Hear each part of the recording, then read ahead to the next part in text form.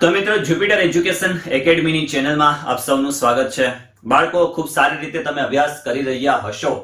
11-12 કોમર્સની અંદર પણ તમે સારા એવા વિડીયોઝ જોતા હશો। આપણે ધીમે ધીમે ગતિએ ઘણા બધા એવા વિડીયોઝ તમારી સમક્ષ રજૂ કરવાના છે। લગભગ જેટલા પણ સબ્જેક્ટ છે કોમર્સને લગતા એકાઉન્ટ, સ્ટેટ, બીએ, ઇકોનોમિક્સ, એક્સપીસીસી અને ગુજરાતી વિથ ઇંગ્લિશ, આ જેટલા પણ સબ્જેક્ટો છે બધા સબ્જેક્ટના જેટલા પણ ચેપ્ટરો છે વિથ સોલ્યુશન સારી રીતે તમારી સમક્ષ આપણે રજૂ પણ કરવાના છે। ધીમે ધીમે એનું કાર્ય ચાલુ છે અને આવા પ્રકારના કંઈક એવા વિડીયોઝ કે જે વિદ્યાર્થીઓને અનુલક્ષીને હશે, જે સ્ટુડન્ટ્સને અનુલક્ષીને હશે, જે વાલીઓને અનુલક્ષીને હશે, આ તમામ જે કોઈ વિડીયોઝ છે એ આપણી ચેનલની અંદર આપણે મૂકીશું।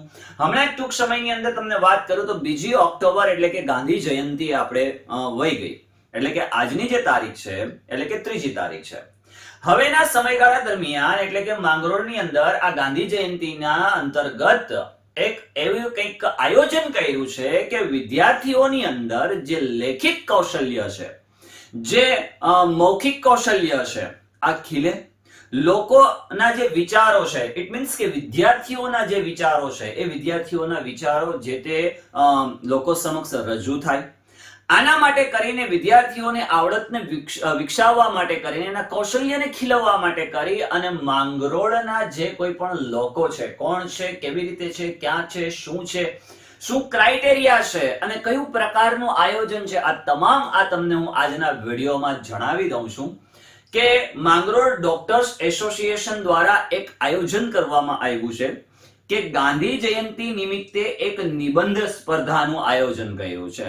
બહુ સારો એવો વિચાર આ ડોક્ટર્સ એસોસિએશનને આવ્યો છે, એ બદલ ખૂબ ખૂબ આભાર ને ખૂબ ખૂબ ધન્યવાદ કે આવા પ્રકારનો એક નિબંધ સ્પર્ધાનો વિચાર આ જે તે ડોક્ટર્સ એસોસિએશન છે, માંગરોળના જે ડોક્ટર્સ એસોસિએશન છે એ લોકોને આવ્યો। તમામ જે તાલુકાઓ છે, તમામ તાલુકાઓની અંદર આવા પ્રકારના કોઈને કોઈ વિચારો થકી આવા પ્રકારના વિદ્યાર્થીઓના કૌશલ્ય વિકાસને લઈને સારા એવા આયોજનો થતા હોવા જોઈએ, એક સારી બાબત છે। વાત કરીએ આપણે તો હવે આની અંદર કયા વિદ્યાર્થીઓ ભાગ લઈ શકશે, શું છે, કેવી રીતે છે, તો કે માંગરોળ તાલુકાના વિદ્યાર્થી મિત્રોના ઉત્સાહને વધારવા માટે એક નવી પહેલ છે કે ગાંધી જયંતિ નિમિત્તે નિબંધ સ્પર્ધાનું આયોજન કર્યું છે। આ સ્પર્ધાનું આયોજન 3 વિભાગમાં કરેલ છે। કેટલા વિભાગમાં કરવામાં આવ્યું છે તો કે 3 વિભાગની અંદર કરવામાં આવ્યું છે। વિભાગ વાઇઝ આપણે વાત કરીએ તો વિભાગ નંબર 1 કે જેની અંદર ધોરણ 1, 2 અને 3, જેમાં વિષય છે મહાત્મા ગાંધીજીનો પરિચય। મહાત્મા ગાંધીજીનો જે કંઈ પણ તમામ પરિચય છે, આ તમામ પરિચય વિદ્યાર્થીઓએ આપવાનો રહેશે, આ એમનો વિષય છે। આ વિષયને અનુલક્ષીને વિદ્યાર્થીઓએ શું કરવાનું છે તો કે નિબંધ લખવાનું છે। ગાંધીજીના જન્મથી માંડીને એમની જે કારકિર્દી છે એ તમામ બાબતોને આવરતો એક તમારે નિબંધ તૈયાર કરવાનો છે। ચાલો, ત્યાર પછી વિભાગ બી ની આપણે વાત કરીએ તો વિભાગ બી ની અંદર ધોરણ 4, 5 અને 6, વિભાગ એ માં ધોરણ 1, 2 અને 3, વિભાગ બી માં ધોરણ 4, 5 અને 6। વિષય શું આપ્યો છે તો કે મહાત્મા ગાંધીજીનો પરિચય, ગાંધીજીનો સ્વચ્છતા વિશે સંદેશ। ગાંધીજીએ એમના કારકિર્દી જીવનની અંદર એમના જીવનમાં જે લોકોને સ્વચ્છતા વિશેનો જે સંદેશો પાઠવ્યા છે, આ તમામ બાબતોને આવરી લેતો એક નિબંધ તમારે તૈયાર કરવાનો છે। કોને તો કે વિભાગ બી ધોરણ 4, 5 અને 6। વિભાગ સી ની વાત કરીએ તો ધોરણ 7, 8 અને 9, આ 3 જે સ્ટાન્ડર્ડ છે એટલે 3 સ્ટાન્ડર્ડ ડિવાઇડ કરી દીધા છે। વિભાગ એ 1, 2, 3, વિભાગ બી 4, 5, 6 અને વિભાગ સી 7, 8 અને 9। વિષય શું છે? 1 મહાત્મા ગાંધીજીનો પરિચય, ત્યાર પછી મહાત્મા ગાંધીજીનો સ્વચ્છતા વિશે સંદેશ, એટલે કે આ વિભાગ 1 અને વિભાગ 2 બંનેને આવરીને એક સબ્જેક્ટ તૈયાર કરી નાખ્યો। ત્યાર પછી મહાત્મા ગાંધીજીનું આઝાદીમાં યોગદાન, મહાત્મા ગાંધીજીએ આઝાદી સમયગાળા દરમિયાન જે કંઈ પણ એમનું યોગદાન આપેલું છે, આ તમામ બાબતો તમારે નિબંધની અંદર જણાવવાની છે। વિભાગ 1 માં શબ્દોની મર્યાદા। હવે આપણે સાહેબ લખવા બેસીએ તો ઘણું બધું લખી શકીએ, તો શું કેટલું લખવાનું? 5 પેજ લખવાના, 7 પેજ લખવાના? ઘણી વખતે હું મારા બે બાળકોને પણ કહું છું કે ભાઈ તમને કેટલું માંગ્યું છે. માની લો કે તમે 2 માર્ક્સનો પ્રશ્ન લખતા હોય, તમે 5 માર્ક્સનો પ્રશ્ન લખતા હોય, તમે 3 માર્ક્સનો પ્રશ્ન લખતા હોય, તો કેટલા ગુણનો પ્રશ્ન લખો છો એ પ્રમાણે લખો. ઘણી વખતે વિદ્યાર્થી 5 માર્ક્સના પ્રશ્નની અંદર 5-5, 7-7 પેજ ભરી દેતા હોય, પરંતુ એનો હેતુ છે એ સિદ્ધ ન થતો હોય. માંગ્યું શું છે અને લખ્યું શું છે એ મહત્વનું હોય. તો જે માંગ્યું છે એ પ્રમાણે આપણે લખવું પડે તો સારામાં સારા માર્ક્સ આવે. તો તમે આની અંદર કંઈક નંબર પ્રાપ્ત કરી શકશો. શું છે, કેટલું છે જોઈએ તો વિભાગ એ માં શબ્દની મર્યાદા છે 150 થી 250 શબ્દ. હવે આ 1 2 3 છે 4 5 આ વિડિયોઝ તમારા બાળકોને બતાવજો, તમારા બાળકોને સેન્ડ કરજો, જેથી કરીને ખ્યાલ આવે કે આપણે કેટલા શબ્દ જેમ કે અહીંયા આ વિભાગ છે ને, વિભાગ એ શબ્દ છે. શું છે? શબ્દ છે. તમારે વિભાગ એ માં લખવું, આ વિભાગ એ માં તમારે વિભાગ એ માં લખવું, આ એક આખી વાક્ય થઈ જશે. ખાલી વી જે આપેલું છે, વી એને અક્ષર કહેવાય. એટલે આની ખબર હોવી જોઈએ. તો ટોટલ 150 થી કેટલા શબ્દો હોવા જોઈએ? 250. વિભાગ બી ની શબ્દ મર્યાદા છે 250 થી 350 શબ્દો અને વિભાગ સી ની મર્યાદા છે 350 થી 500 શબ્દ. આ સ્પર્ધામાં ભાગ લેનારા વિદ્યાર્થીઓએ નીચે મુજબના નિયમોનું પાલન કરવું જરૂરી છે. હવે કયા કયા પ્રકારના નિયમો છે આપણે નિયમોને એક પછી એક જોઈ લઈએ. તો આ સ્પર્ધામાં કોઈ પણ પ્રકારની પ્રવેશ ફી નથી રાખેલી. ચાલો વગાડો તાળીઓ, મજા. આપણે 1 પણ રૂપિયો આપવાનો છે નહીં, તદ્દન ફ્રીમાં છે. એટલે કોઈએ કંઈ પણ પ્રકારની ફી ભરવાની થતી નથી. ચાલો બીજું, સ્પર્ધા માંગરોળ તાલુકાની શાળામાં અભ્યાસ કરતો હોવો જોઈએ. માંગરોળ તાલુકાની બહારનો જો કોઈ વિદ્યાર્થી હોય, કેશોદ તાલુકાનો છે તો એ વિદ્યાર્થી પાર્ટિસિપેટ નહીં થઈ શકે, જુનાગઢ જિલ્લાનો છે તો એ વિદ્યાર્થી પાર્ટિસિપેટ નહીં થઈ શકે. માત્ર ક્યાંનો હોવો જોઈએ તો કે માંગરોળ તાલુકાનો હોવો જોઈએ. નંબર 3, સ્પર્ધકે નિબંધ લખવા લીટીવાળા ફૂલ સ્કેપ ચોપડાના પિન પેજ વાપરવા અને પિન પેજમાં પ્રથમ પેજ પર માત્ર નામ, જન્મ તારીખ, ધોરણ, શાળાનું નામ, સરનામું અને મોબાઈલ નંબર લખવા તથા બીજા પેજથી લખવાની શરૂઆત કરવી. આ પેજને વ્યવસ્થિત પોસ્ટ કવરમાં પેક કરી કવર પર પોતાનું નામ અને મોબાઈલ નંબર લખી નીચે આપેલા સરનામે પહોંચાડવાનું રહેશે. કયા સરનામે પહોંચાડવાનું છે તમને કહું, પરંતુ માની લો કે તમારી પાસે આ એક પિન પેજ આપેલું છે.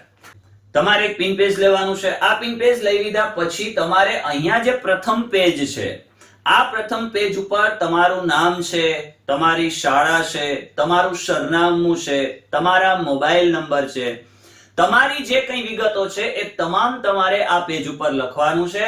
અને ત્યાર પછી આ પેજ પર તમારે વિષય કરીને શરૂ નથી કરવાનું.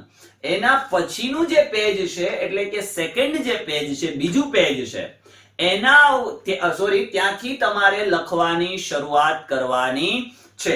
કેવી રીતે લખવું એ મોસ્ટ ઓફ વિડિયોઝ મેં બનાવેલા છે કે ભાઈ તમે ગુજરાતી લખો છો, તમે હિન્દી લખો છો, તમે ઇંગ્લિશ લખો છો, આ 3 જે ભાષામાં તમે લખો છો તો લીટીની ઉપર લખવું, લીટીની વચ્ચે લખવું કે કઈ જગ્યાએ લખવું, આને ધ્યાનમાં રાખીને આપણે શું કરવું પડે? ચાલવું પડે. તો અહીંયા પ્રથમ પેજ ઉપર તમારી બધી ડિટેલ લખવાની છે અને બીજા પેજ ઉપરથી તમારે લખવાની શરૂઆત કરવાની છે. ત્યાર પછી તમારે જે કવર છે એટલે કે આ પેજને આ રીતે તમારે આમ ફોલ્ડ કરી દેવાનું છે. ફોલ્ડ કરી દીધા પછી તમારી પાસે જે કવર હોય એ કવરની અંદર તમારે શું કરી દેવાનું તો કે નાખી દેવાનું. ઓકે, ચાલો હવે નિબંધ ગુજરાતી અથવા હિન્દી ભાષામાં લખવાનો રહેશે. જે તમારે નિબંધ લખવાનો છે એ ગુજરાતી ભાષામાં, હિન્દી ભાષામાં લખવાનો છે, એટલે કે ઇંગ્લિશમાં લખવાનો નથી. ચાલો નેક્સ્ટ વાત કરીએ. આ નિબંધ સ્પર્ધામાં વિષયની સત્યતા, જોડણી અને સુલેખનને ધ્યાને રાખી માર્ક્સ આપવામાં આવશે. વિષયની સત્યતા, તમે જે વિષય પસંદ કર્યો છે અથવા તમને જે વિષય આપવામાં આવ્યો છે એ વિષયને અનુલક્ષીને તમે લખ્યું છે કે શું. વિષય ઉપર ખાસ ફોકસ કરવાનો. જે વિષય આપેલો છે ને મહાત્મા ગાંધીજીનો પરિચય, તો આ વિષયને અનુલક્ષીને એની સત્યતાને ધ્યાનમાં રાખીને જ તમારે આખો નિબંધ લખવાનો છે. ત્યાર પછી જોડણી, ક્યાં હસ્વ આવે, ક્યાં દીર્ઘ આવે, ક્યાં તમારે જગ્યા છોડવી એટલે કે ક્યાં સ્પેસ આવશે, ત્યાર પછી ક્યાં અલ્પવિરામ લાગશે, ક્યાં પૂર્ણવિરામ લાગશે, ક્યાં હલંત લાગશે, ક્યાં અહ્ય લાગશે, આ તમામ બાબતોને ધ્યાનમાં રાખી અને તમારે નિબંધ લખવાનો રહેશે. બીજું, તમારે મરોડદાર, અતિ સુંદર આવા અક્ષર થતા હોય ઇટ્સ ઓકે, પણ જેના નથી થતા એને સુવાચ્ય, સુવાચ્ય એટલે જે નિબંધ ચેક કરે છે, જે નિરીક્ષક છે, પરીક્ષક છે, જે નિરીક્ષક છે, પેપર ચેકર છે, એટલે કે નિબંધ જે તમારું ચેક કરશે એ લોકોને વંચાતું હોવું જોઈએ. વાંચી જ ન શકે તો એ સારી રીતે તમને માર્ક્સ આપી શકશે નહીં. ચાલો ઓકે, નિબંધ ઓનલાઈન પ્લેટફોર્મ પરથી કોપી કરેલ ન હોવો જોઈએ. આ ટેકનોલોજીના જમાનામાં યુટ્યુબમાં મારો એકાદ વિડીયો જોઈ ગયા અને તમે અથવા તો કમેન્ટ કરી દીધી નિઝામ સર આ વિષય ઉપર એક વિડીયો બનાવી નાખો, ને મેં વિડીયો બનાવી નાખ્યો અને તમે એને કોપી મારી લીધી, અથવા તો તમે ગૂગલ ની અંદર જઈને ગાંધીજીના પરિચય વિશે તમે ટાઈપ કરી દીધું અને એની અંદરથી તમે લઈ આવ્યા અને તમે કોપી મારી દીધી. હા, તમે રેફરન્સ લઈ શકો, તમે કોઈ પુસ્તકના રેફરન્સ લઈ શકો. આ રેફરન્સને અનુલક્ષીને તમારે શું કરવાનું હોય, નિબંધ લખવાનું હોય, પણ એક્ઝેક્ટ તમે નેટ ઉપરથી કોપી કરી અને નિબંધ લખી શકશો નહીં. ચાલો નેક્સ્ટ વાત કરીએ. વિષય બહારના મુદ્દાઓ હશે તો નિબંધ માન્ય રાખવામાં આવશે નહીં. સ્વાભાવિક છે, જે વિષય આપેલો છે એ વિષયની અંદર જ, એ વિષયને અનુલક્ષીને જ તમારે નિબંધ લખવાનો હોય. ત્યાર પછી માની લો કે તમે લખો છો અત્યારે મહાત્મા ગાંધીનો પરિચય અને મહાત્મા ગાંધીજીના પરિચયની અંદર તમે લડત લઈ આવો છો તો સામાન્ય રીતે એ માન્ય ગણાય નહીં. મીઠા કાયદાનો ભંગ લઈ આવો છો તો એ સામાન્ય રીતે યોગ્ય ગણાય નહીં. દાંડીકૂચ લાવો છો તો આ યોગ્ય ગણાય નહીં. એટલે કહેવાનો મતલબ એવું છે કે તમારે વિષયને અનુલક્ષીને લખવાનું રહેશે. ત્યાર પછી નિબંધ લેખન સ્પર્ધામાં આખરી નિર્ણય આયોજકનો રહેશે. અંતિમ નિર્ણય હંમેશા આયોજકનો હોય. આયોજકે કીધું ઓકે તો ઓકે, આયોજકે કીધું નોટ ઓકે તો નોટ ઓકે. પરંતુ એક વસ્તુ ખાસ ધ્યાન રાખવાની કે તમે આને ઉલ્લેખીને નિબંધ લખ્યો હોય છે, સુવાચ્ય લખ્યો હોય છે, જોડણીમાં ભૂલ નહીં કરી હોય, તમે સારી રીતે એની સત્યતાને ધ્યાનમાં રાખીને નિબંધ લખ્યો હોય છે તો તમને આયોજક પણ માર્ક્સ આપવાથી રોકી શકશે નહીં. પછી એવું કહો કે સાહેબ મેં તો બરાબર જ લખ્યું હતું, પછી રીચેકિંગ થાય.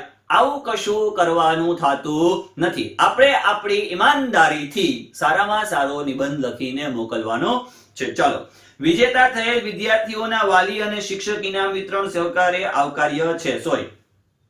જે વિદ્યાર્થીનો નંબર આવશે ફર્સ્ટ, સેકન્ડ, થર્ડ, આ જે 3 નંબર આવશે, આ 3 નંબરના આમાં એવો ઇન્સ્ટ્રક્શન આપેલું છે કે એમના વિદ્યાર્થી અને વાલીને આવકાર્ય છે. એ આયોજકનું જે પ્રમાણે આયોજન હોય એ પ્રમાણેનું. આગળ, દરેક વિભાગમાં પ્રથમ 3 વિજેતાને ઇનામ, પ્રાઇઝ અને સર્ટિફિકેટ દ્વારા સન્માનિત કરાશે.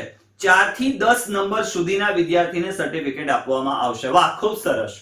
ડોક્ટર સાહેબોએ એવું પણ વિચાર્યું છે, આ એસોસિએશને એવું પણ વિચાર્યું છે કે ભાઈ 1 થી 10 નંબર આપીએ, 1 2 3 નહીં. 1 2 3 તો આપીએ જ છીએ, પરંતુ 4 થી 10 એટલે કે 1 to 10 ને 1 2 3 ને તો પ્રાઇઝ પણ મળશે, પરંતુ જે 4 થી 10 નંબર છે એ લોકોને શું મળવા પાત્ર થશે તો કે મસ્ત મજાનું એવું સર્ટિફિકેટ મળવા પાત્ર થશે. ચલો આગળ વાત કરીએ.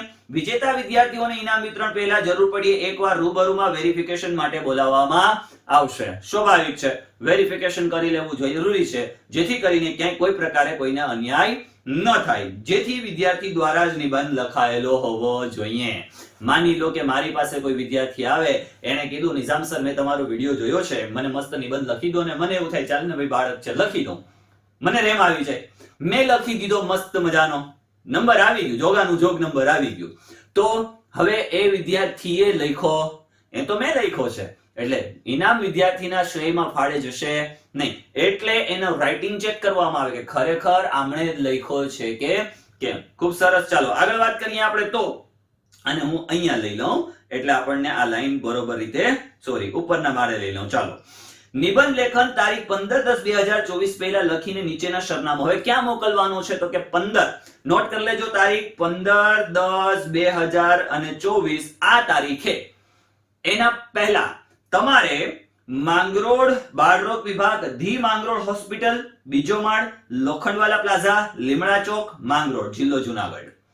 આ જે એડ્રેસ છે, એડ્રેસ નોટ કરી લેજો, ભૂલતા નહીં. આ જે એડ્રેસ છે એ એડ્રેસે તમારે શું કરવાનું રહેશે તો કે પત્ર દ્વારા એટલે કે એન્વેલોપ દ્વારા તમારે ત્યાં સુધી પહોંચતો કરવાનો રહેશે. મોબાઈલ નંબર આપેલા છે 76 84 73 34 63 5 22 17 204 અને વોટ્સએપ નંબર આપેલો છે 9081 91 73.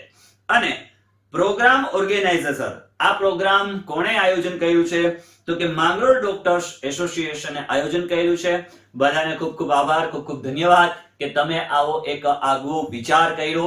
બાળકોની અંદર જે કંઈ પણ એમનું કૌશલ્ય વિકાસ છે એ ખીલે, એમની અંદર જે આ વિચારો છે ગાંધીજીને લઈને એ આવે. ગાંધીજીના જન્મ જયંતિ નિમિત્તે માત્ર ત્યાં સુધી સીમિત નહીં પરંતુ ભવિષ્યની અંદર પણ એની અંદર એમના જે વિચારો છે એ કાયમી માટે રહે, એવા હેતુને ધ્યાનમાં રાખીને તમે આ પ્રોગ્રામનું આયોજન કર્યું છે.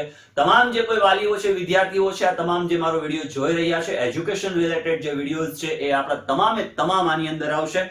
ત્યાર પછી આપણી ચેનલ પર નવા છો, ચેનલને સબસ્ક્રાઇબ કરી દો, લાઈક કરી દો, શેર કરી દો.